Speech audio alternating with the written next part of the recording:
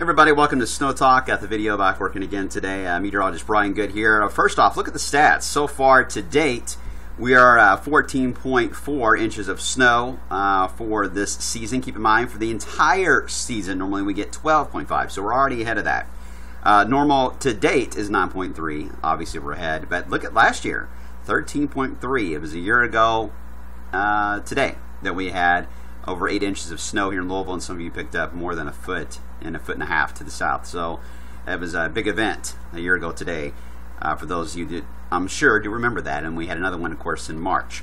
On the monitoring board, one item for now that I'm going to list on here. Again, I try to limit my outlooks to mainly the next 2 weeks, and this is the only one right now that's got my attention, and even that one is not set in stone. I'll explain why in a second. First off, we do have a minor system coming through today.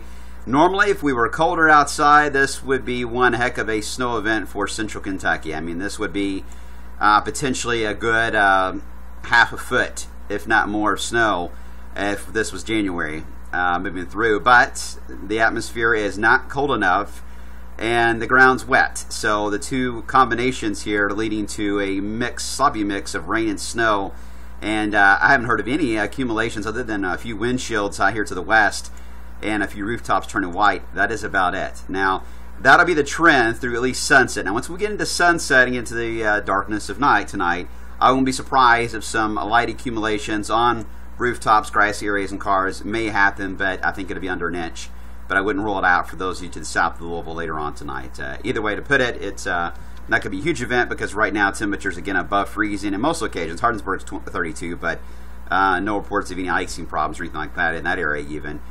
Because the ground is not exactly able to sustain a lot of the frozen stuff, which is good. It's a potent system, though, as I mentioned. You can see the spin to it as it wraps up. I mean, this is a pretty strong little clipper. It's digging all the way down into Tennessee as we head into tonight and overnight tonight, and only grazing a lot of our counties. Wave Country, Indiana will get missed out completely out of this, looks like, for this round. All right, here's Futurecast. You see how it's just not that impressed. It's going with mainly rain. Then later tonight, again, it went around a few flurries. We drop to the freezing mark, if not lower, later on, and then tomorrow we've got a weak front moving through that could give us a few areas of flurries or drizzle, probably drizzle during the day, and if it lingers around at night, it'll go to flurries. Not a big deal. Then we have some morning fog to get in with on Thursday. Once that fog begins to lift, get ready for temperatures near 50 by the time we get into Thursday afternoon. That'll set the stage for the warming trend. Here's Friday. Look how long these arrows are. It's hard to see, but these arrows are long in length, which tells us it's going to be quite windy. Another sign of that is the isobar is really tightly packed here on Friday. So windy and warmer as we head into Friday. Now, some of the models try to bring in a weak little wave Friday afternoon and night to bring us a few areas of light drizzle or showers. At this point, I'm going to go with your idea that I don't think that's really going to be a huge deal. We'll have some clouds probably from it, and that's about it. And then after that, I think we'll get really into a warming trend on Saturday. We have a chance to hit 70 on Saturday. It won't be a record. A record is 74 on Saturday. But that looks to be the best combination of a south wind and a partly cloudy sky combination. The more sun we get, the more confident I'll be in that 70. Right now, it's going to be a mix of sun and clouds.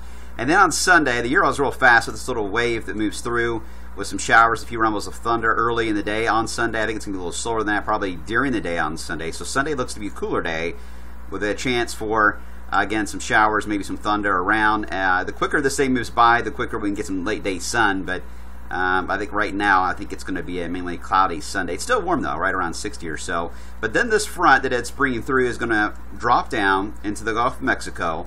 It's going to form a low pressure, and at the same time, this is a strong Arctic high building southward. That leads us into the 23rd.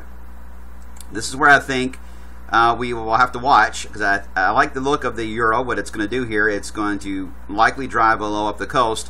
What I'm trying to figure out still is whether or not we're going to see an upper low feature that could enhance some snow over Kentucky and Tennessee as a result of this on the 23rd, and or we quickly get another wave that'll wrap in behind it. You see hints of that, and then give us a lighter snow event closer to the 24th, 25th.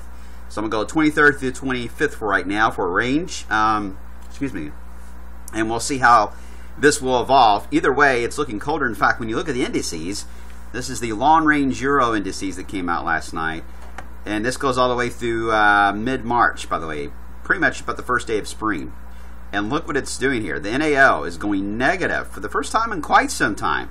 which would indicate some blocking pattern it's going to develop here, potentially, as we head into late February into March.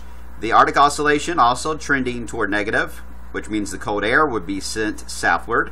The EPO is kind of a mixed look here, but at least the control run's struggling with going positive, but the ensemble means are going negative.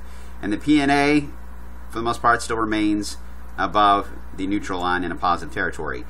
To me, this all says the winter is not done, and that we still have more to contend with for the end of February and into March. I'm a Bots fan, you guys know that, but I'm getting tired too, and I would love to enjoy some warmer weather soon. So this weekend is going to be nice. Yes, it may be cloudy at times this weekend. Yes, there could be a few raindrops to dodge this weekend, but it's not going to be a washout. I think you'll have plenty of time to enjoy the warmer weather this weekend. Just make sure you get outside and enjoy it. All right? We'll keep an eye on these rain snow showers tonight. Keep us updated on your reports. Let us know if you've seen that snow sticking. For those of you to the south, that will help us out in verifying what we see on the radar. And we'll see you later today, beginning on Way Through News at 5.